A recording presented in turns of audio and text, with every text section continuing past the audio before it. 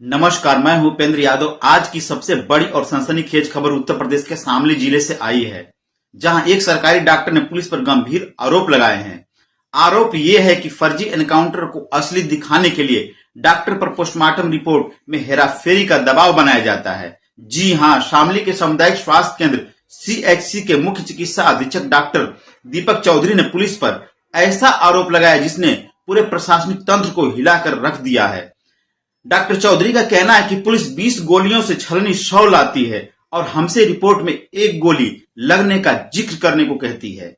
यह बयान तब आया जब डॉक्टर चौधरी ने चोरी के एक मामले में पुलिस की निष्क्रियता पर सवाल उठाए।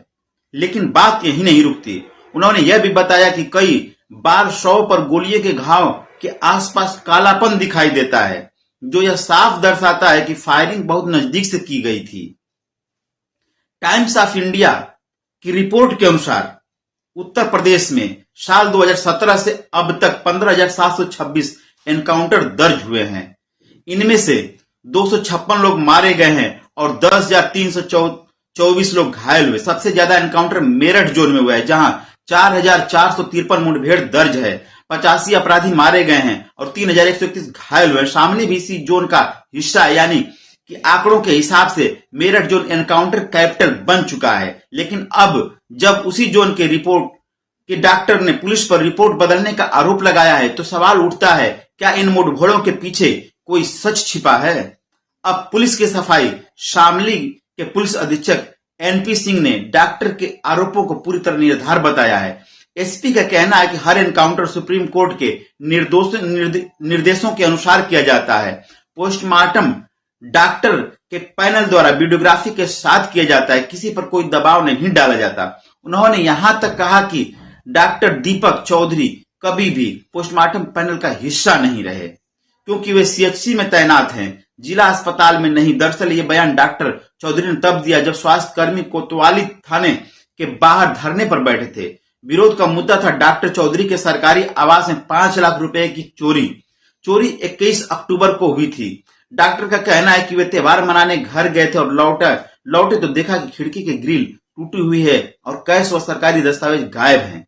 उन्होंने बताया कि वह लीवर की बीमारी से जूझ रहे हैं और यह पैसा उन्होंने मेडिकल इमरजेंसी के लिए रखा था। लेकिन जब उन्होंने पुलिस से कार्रवाई की मांग की तो अधिकारियों ने उनसे ही पूछताछ शुरू कर दी। इतना पैसा आया कहां से?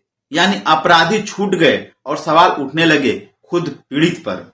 जब पुलिस ने कोई ठोस कार्रवाई नहीं की तो स्वास्थ्य विभाग के कर्मचारी एकजुट होकर कोतवाली पहुंचे, धरने पर बैठे। इन कर्मचारियों ने कहा, हमारे डॉक्टर के घर चोरी होती है और पुलिस अपराधी पकड़ने के बजाय पीड़ित को ही संदेह के घेरे में ले लेती है। क्या यही है कानून व्यवस्था का चेहरा? मौके पर पहुंचे city circle officer Amardeep Maurya ने आश्वासन दिया कि टीमें गठित कर दी गई हैं और 1 हफ्ते के भीतर मामला सुलझा लिया जाएगा। इस आश्वासन के बाद धरना समाप्त किया गया। पुलिस का कहना है कि इस मामले में बीएनएस की धारा 305A यानी चोरी और 331(3) घर में जबरन घुसना के तहत एफआईआर दर्ज की जा चुकी है। एक संदिग्ध को हिरासत में लेकर पूछताछ भी की गई, लेकिन तबीयत बिगड़ने पर उसे अस्थायी रूप से रिहा कर दिया गया। एसपी एनपी सिंह का दावा है कि जांच प्रक्रिया के अनुसार चल रही है और जल्द सच्चाई सामने आएगी। याद दिला दें कि इसी अक्टूबर महीने में शामली में 2 एनकाउंटर हुए थे, जिनमें 2 वांछित अपराधी मारे गए। पुलिस ने दावा किया कि दोनों ने गोली चलाई थी और जवाबी कार्रवाई में मारे गए। लेकिन डॉक्टर चौधरी के बयान के बाद अब इन एनकाउंटर पर भी नए सिरे से बहस छिड़ गई है। एक फॉरेंसिक विशेषज्ञ ने अखबार को, मीडिया को, प्रेस को बताया कि गोली के घावों के आसपास काला निशान दिखाई दे तो इसका सीधा मतलब है गोली बहुत फास्ट से चलाई गई है। यानी अगर पुलिस यह दावा करती है कि अपराधी मुठभेड़ में दूर से गोली चला रहा था, तो ऐसे निशान कहानी को झूठा साबित करते हैं। साल 2017 से शुरू हुआ एनकाउंटर राज अब तक जारी है।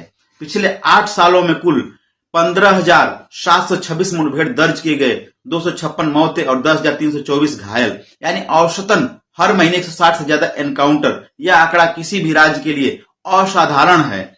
और जब मेडिकल रिपोर्ट पर सवाल उठ रहे हैं तो पूरे सिस्टम की विश्वसनीयता पर प्रश्न चिन्ह लग गया है।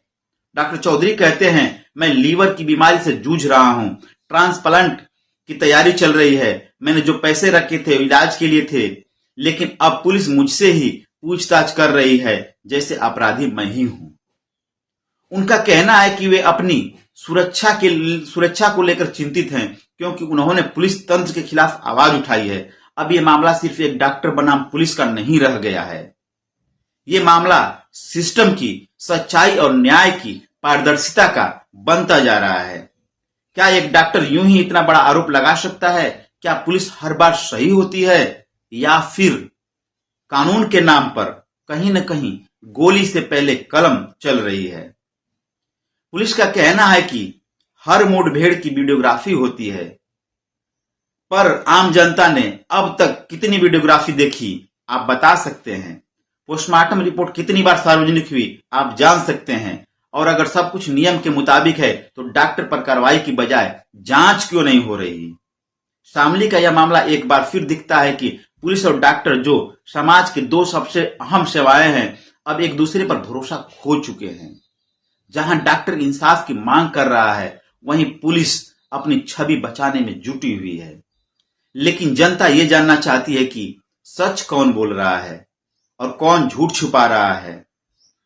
अंत में हम आपको बता दें कि अगर डॉक्टर चौधरी के आरोप सच हैं तो ये सिर्फ शामली नहीं, पूरे प्रदेश की कानून व्यवस्था पर गहरी चोट है।